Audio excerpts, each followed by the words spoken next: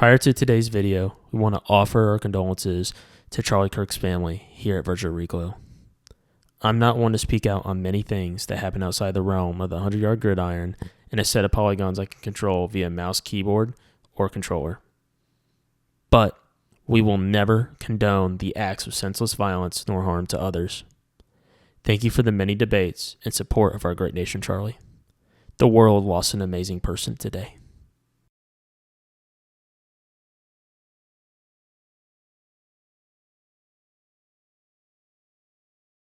With week 1 in the rearview mirrors, the mission remains the same as it will from here on out.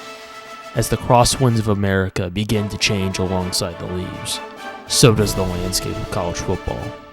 A roar of stadiums echoing across the country, the fight songs cutting through the crisp fall air, and the unshakable belief that anything can happen under those bright lights. Every snap writes a new chapter. Every play has the power to shift a season. And every fan is a part of the story. This is where legends start to rise. At its core, presented every week to all teams across the nation, can only be defined as one thing: opportunity. Welcome to Virtual Reclo's Week 2 recap and Week 3 look ahead. As always, sit back, enjoy, and let's lock on.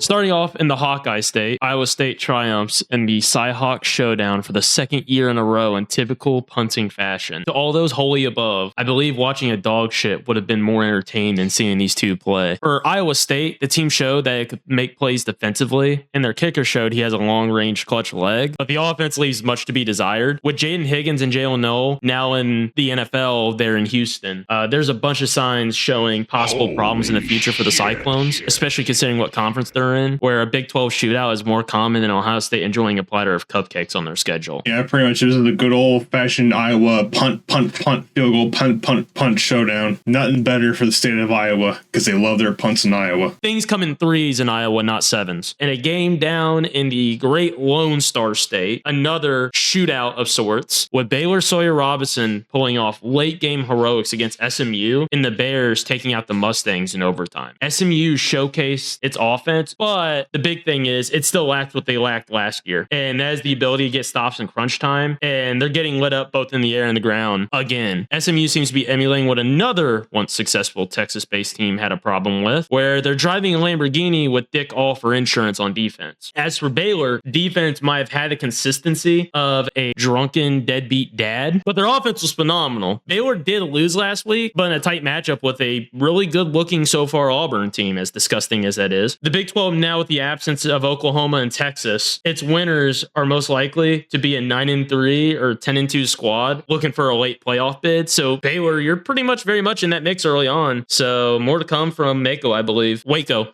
Mako? What? Make a wish. Here we go again. I don't know what's more shocking, Baylor putting a good fight up against SMU or you implementing Auburn. Also, to that point, what the fuck's a War Eagle? But yeah, their mascot's a fucking tiger. Dude, we've been asking that question for years. Pretty much in the state of Alabama, it is universally known fact. They are the septic tank that leaks out into Georgia and everywhere else out of Alabama, and that's where all the inbreds are. Moving on, I feel like I felt some hatred. I felt some dark energy coming up north, where I'm at down here in the south.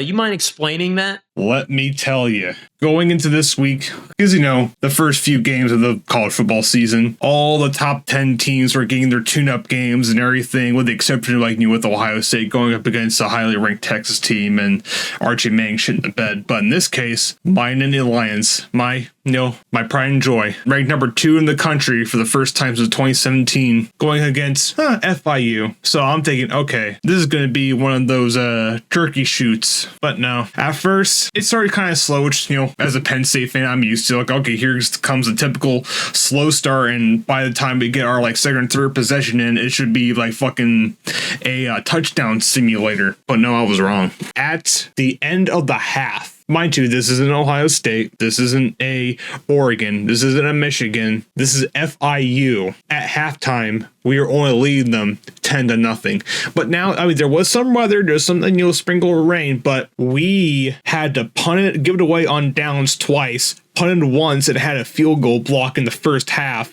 They were able to convert on their second possession late in the second quarter when Duncans hauled a 9-yard touchdown pass from Aller. And the funny part is, you'd think the final score would have been like 75-0. Penn State, 409 yards, 20 first downs versus FIU, 290 yards, 2 turnovers, and 14 first downs, with FIU having possession for 34 minutes. The final score was 34-0. We did not get any meaningful scores until late in the fourth quarter. But what about your guys' defense? Penn State's always been known as linebacker U. What's happened?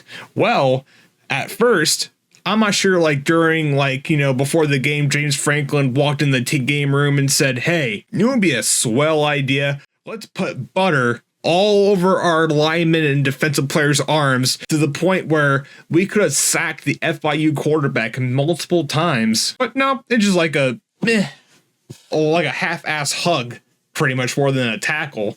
And, don't get me started on the fourth down stuff, because our fourth down efficiency was 2 and 4 versus FIU's converting 3 out of their 5 fourth downs. But here's a more laughable stat. Third down efficiency. Now, I'm going to throw 2 stats off you. Which one do you think was the number 2 team? 6 and 18 on third downs or 3 and 12 on third downs? Which one do you think was the number 2 team in the country? Judging off that, Mark, especially considering when you're looking at Penn State and FIU, either number, you'd be pretty disappointed, but you would almost want to say, well, I guess out of those 2, based on percentage, 6 out of 18. Wrong. My dear old Nittany Lions only converted 3 out of their 12 third downs. I mean, we won. We shut them out, surprisingly. Honestly, FIU could have scored if they wanted to, but we found a way to keep them out of the end zone the entire game. But still, 34-0. Outside looking, okay, that's a good win. It's only by 34 points. No, for it to be a good win, for us being the number 2 team, it had to be at least 70, because Ohio State put at least 70 points on Grambling. So and they're the only one rank ahead of us, and it's just by sheer fucking luck that we're still number 2 in the country after the most recent rankings came out. All thing I can say is James Franklin better clean this up, because we have Villanova a bye week, and then we have hosting Oregon for a whiteout game. So if we're playing like this against Oregon, we're going to lose against Oregon. So we have a lot to clean up after this bullshit. And James Franklin, please don't be pulling your Franklin bullshit. It's too early in the season for that. My blood pressure cannot take it right now.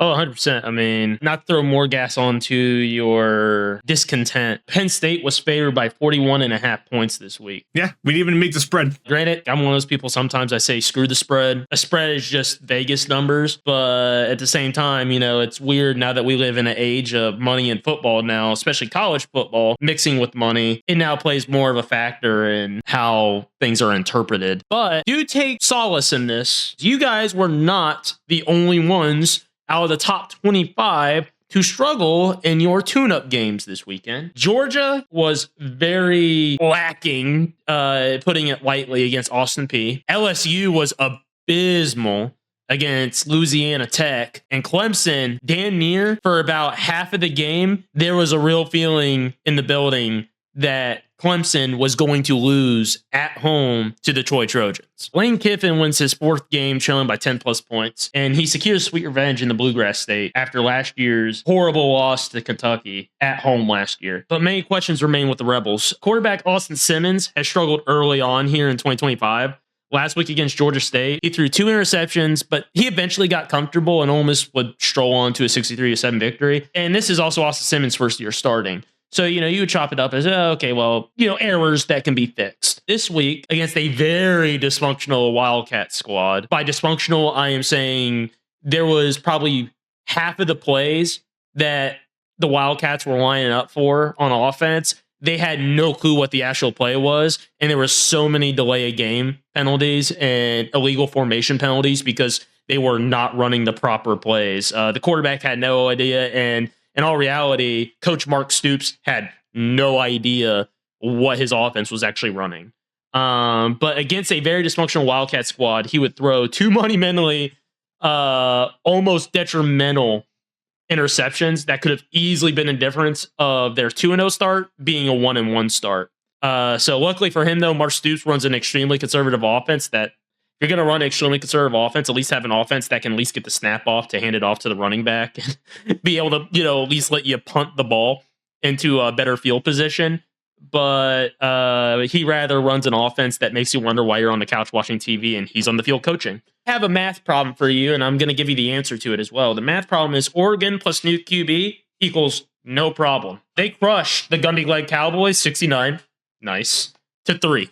Oregon looks poised for yet another Big Ten championship appearance and playoff run with a stellar offense and a very stout defense. They look the part of the squad destined to bring a championship, finally, Eugene, for the first time. But can Dan Lanning get over the hump of coaching in meaningful postseason games? I will say, Dante Moore, the QB, looks the part of an old school game managing SEC-style QB, and Dan Lanning runs a hard-nosed system that he learned while in Georgia with Kirby Smart. Only time will tell with this squad if they can get over the hump in a couple weeks against Penn State in Happy Valley. Oh, no, because you know what's going to happen? Yeah, here's what's going to happen. Those Ducks are going to come into Happy Valley and they're going to get torn by those Nittany Lions, yeah, because just like the Macho Man Randy Savage, yeah, the cream is going to rise to the top, yeah, and that cream is going to be James Franklin and the Nittany Lions, yeah. That's what I'll say about that. Yeah, I don't know how I feel about the cream rise to the top on a game that's a whiteout. So more to come from that. Where do you think the color white comes from? Yeah, it comes from the special cream mines in Mount Nittany. In Gainesville, Florida. Florida takes a detrimental step backwards in a loss at home to the University of Southern Florida. I think it is pretty easy to say after what has been, it feels like year after year of subpar performance from Billy Napier. He is walking on extremely thin ice in a state where it doesn't snow and it doesn't get below freezing unless you look at this last year down here in the South when we had the snowstorms. But you can only ask yourself, how much time is it until the Swamp introduces a new head man for the organization? Florida might not be a blue blood, but they're an extremely recognizable branded team that expects and has the talent to exert success. Granted, the game had a lot of downtime with the weather delay. That was a big problem with this weekend. And, you could maybe even factor that up to some of the tune-up games earlier because those squads also had weather delays. There was some bad weather, especially down here in the South this last weekend. You're a nationally ranked team at your own house in the Swamp with expectations that will not be overlooked by a very angsty fan base right now, seemingly as they have DJ Lagway, a very promising QB, very formidable defense. A team on paper that has the potential to be a top 10 squad, and a very disappointing and what a horrible time to find yourself going into Death Valley a week later, next week, in prime time. Gotta give credit where credit's due. As for USF, this makes 2 wins in a row against ranked opponents. Last week was Boise State, Boise State's missing Ashton GNT and whatnot. So, you think, okay, well, that could have been expected. But now Florida this week, they're starting to look like a serious contender for that group of 5 slot in the playoffs. So, you wonder who they got next week. No biggie. I'm just seeing number 5 ranked red hot Miami Hurricanes in South Beach. You never know in this era of college football. Anything can happen. Speaking of anything can happen, can you hear that? There's cowbells. They're ringing very loud in the distance. Oh, I think I need more cowbell. I need more cowbell. They are ringing very loud because let those cowbells ring loud once more as the Bulldogs bark back late against the Sun Devils. This was by far, without a doubt, the best game of the week. You had an energetic home crowd being fueled by an energetic squad looking to give their stadium something to cheer for. And what has been a long 10 years since the years of Sir Spit receiver himself. And what do you get? You get what we call in the business cinema. The game in the first half looked to be a runaway train as the Cowbells were heavily drowning out the mojo of the Sun Devils, as Sam Leavitt must have left his ability to make a proper read as he'd only throw for 82 yards the whole game. But as last year's squad out of Tempe shown, they weren't going to go down without a fight. The ASU defense for most of the second half rendered the Bulldogs' offense useless. And on a 4th and 1, Sam Leavitt would score a touchdown and then later on lead them down for a field goal to take the lead late in the 4th. Mississippi State would get the ball and find themselves in a 3rd and 9 with a seemingly now clamping down Sun Devil defense until QB Blake Shapen said, "Fuck it, we ball," and hit a deep shot to wide receiver Brennan Thompson with only 30 seconds left ASU got the ball, and Mississippi State would pick off Sam Leavitt immediately to end the game. Granted, it was a scrappy game that could have went either way, but all credit to the Bulldogs. They kept fighting no matter what. Hell of an effort by the boys and Coach Jeff Lebby out in Starkville. Well, folks, big headliner game for the week. I am here to let you know the year is not 2016, and Baker Mayfield is not winning games for Oklahoma. But Brett Venables and his defense are in the year 2025. As I predicted, quarterback Bryce Underwood was lost in a sea of red in Norman, and the freshman looked like a lost freshman in their first day on campus. Oklahoma's win was not exactly the most pretty, but that's not the Brett Venables style of play. It was a very scrappy performance from both Oklahoma's defense and offense, but they made the plays when necessary. They did very well representing the SEC's reputation, even if it was against a lethargic offense, that being the Wolverines, pretty much. Even when they did win the national title, the offense was never really eye-popping, but obviously they didn't do enough pregame scouting on the Sooner signals last week. After the first half and everything, Michigan just did start to crawl back a little bit. And that's what I was saying, okay, they may actually put up a fight, but then it kind of just fell apart towards the end. Oklahoma had the Wolverines number the entire game. And yeah, I'd say kind of I can actually see Oklahoma being one of the playoff teams this season, representing the almost a Big 12 SEC. Oh, it's only out of habit. I mean, I'm still I'm still wrapping my head around Texas A&M being in the SEC, and it's been 13 years since they joined. Like I said, Oklahoma, they still have a lot more to prove. They have some big games coming up. They play against Texas, and then they are also going to be at Bryant-Denny. Quick little note, Alabama had a nice little bounce back this week. I am not going to sit here as an Alabama fan and tell you that we are officially back. I will not even say that, even if we make it all the way to the SEC title game. I have way more to see, but I will say they handled it very classy after all the noise, and I will be there on the spot next week in Bryant-Denny to watch the Wisconsin game. So we'll see what squad comes for that. And yeah, you survived this week, Kalen. We'll see if you survive next week. ニッコニッコニー。あなたのハートにニコニコニー。笑顔を届ける矢沢ニコニコ。 I wonder how the world's most marvelous QB's doing on over in sunny Lost Quarterbackless, California. Oh, he's in Vegas this week working a tune-up game against mere peons being the UNLV Rebels. Who's their head coach again? No biggie. He'll be alright. He'll obviously be blinded by his dazzling ability, and this is where the world sees Nico for the amazing non-fraudulent player he is. Last week was but a tiny bump in the legend of Nico I'm about to leave up. He would take his meteoric leap this week by leading his team to a 30-23 loss, and now being the only team in the Big Ten without a victory. $8 million at work, everyone. And here's our Week 3 picks, everybody. Heavy SEC slate this week, as it seems like all the SEC teams are playing somebody this week. So our first game, we have Georgia at Tennessee. Now, Georgia looked pretty damn lethargic this last week, holding Austin Peay, a heavyweight contender, if I ever do say so myself, to only 6 points. Their offense only put up 28.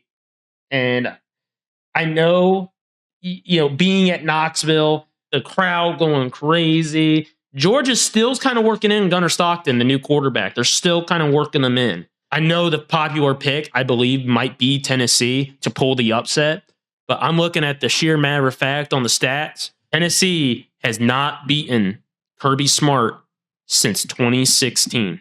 Give me the dogs. In the words of the famous Lee Corso, not so fast, my friend. That dog is ugly.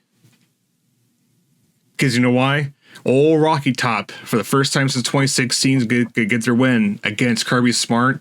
And it's a home team, and that home crowd is going to be rowdy. And I feel like they're going to pull some fairy dust unicorn magic out of their little sphincters and just spread across the football field and get that win against Georgia. Not saying it's going to be a lopsided win. I feel like it's going to come down to the fourth quarter, to the one last possession.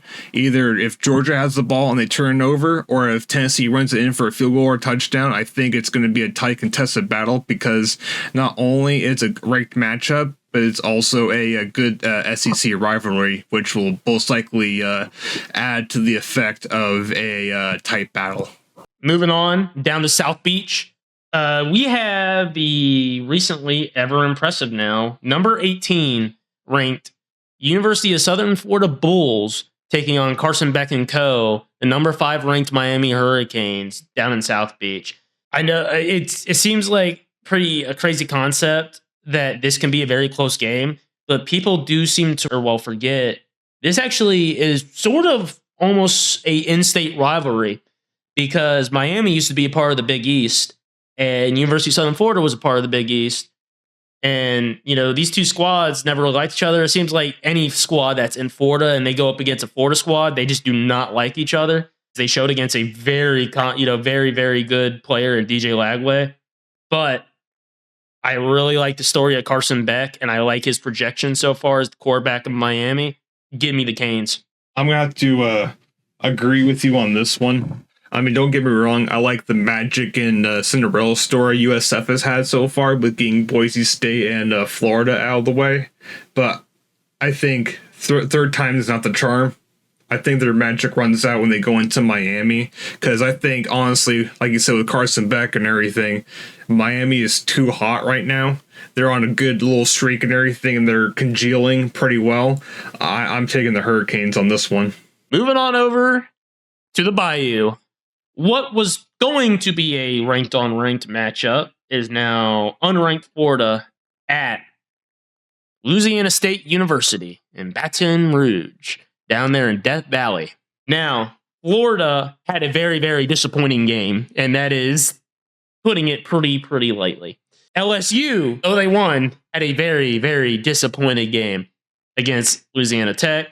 Though they pulled out and they won 23-7. Very, very abysmal performance, especially there in front of their home crowd. Florida has a really, really, really good running quarterback in DJ Lagway. You know what LSU has not faced yet this year? Because K. Klubnik is not really what I consider an athletic moving quarterback. He's more of a pocket passer. A running quarterback. You know what LSU struggled against the most last year? A running quarterback. And my pick for the week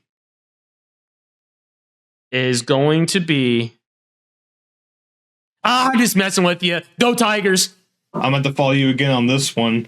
I'm taking LSU despite I beat my sheer infuriated hatred for Brian Kelly and all that he stands for.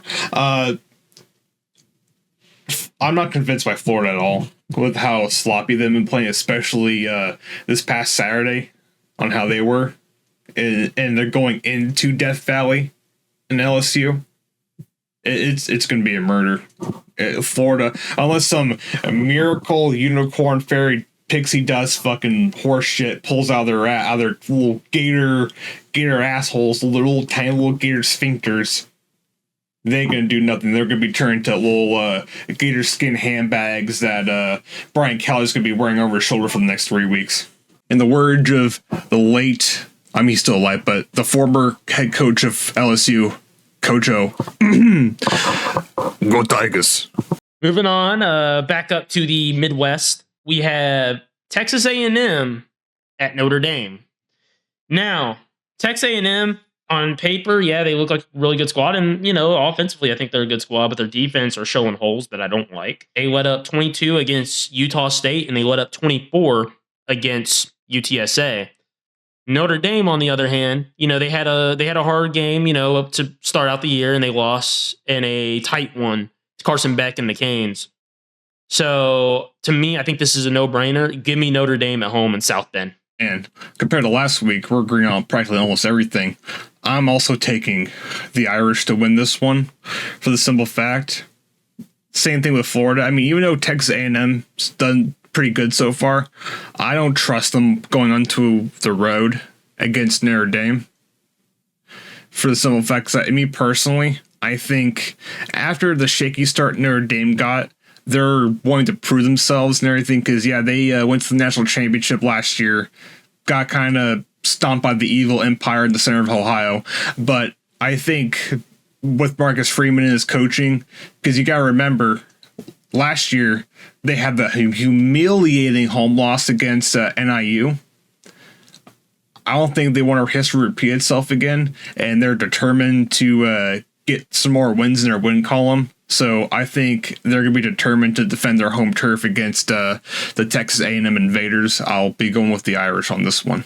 Down in Columbia, Vandy Commodores taking on some cock. Now, you have to wonder, we have Vanderbilt, who is still, even though after thrashing and curb stomping a Virginia Tech squad 44-20, you have to wonder if they're foaming at the mouth, thinking they're going in to take on a number 11 ranked South Carolina squad in Columbia. If they win this game, Vanderbilt will be ranked. And Vanderbilt, they don't look like a bad squad. I mean, hell, they're pretty much the same team they were last year, the one that beat Alabama. I will definitely say Vanderbilt, I think, actually even retooled a bit. But Columbia is a hard place to play, especially when that sandstorm starts playing and then that fucking rooster gets cock-cawing away. Give me the cock. Now, there's, like you said, a lot of things can go on in college football. But here's my wild pick. Here, okay? Now hear me out. Don't get me wrong. The Cocks fought long and hard last week. But the blue pill's wearing off. They're about to be limper than biscuit. I feel like South Carolina's going to be sleepwalking into this thinking, oh, it's just Vanderbilt. La-di-da-di-do. Vanderbilt is going to lay a stunner on them last second. It's going to be a close game, and Vanderbilt is going to get their signature win against a ranked opponent on the road. And next week, we'll see Vanderbilt in the rankings. Give me the Commodores. And that wraps up our Week 3 picks. And with that, that wraps up our Week 2 recap and leads us into Week 3 of 2025. Who'll be the next to rise above the rest? Please like, subscribe, and don't forget to lock on. See you later.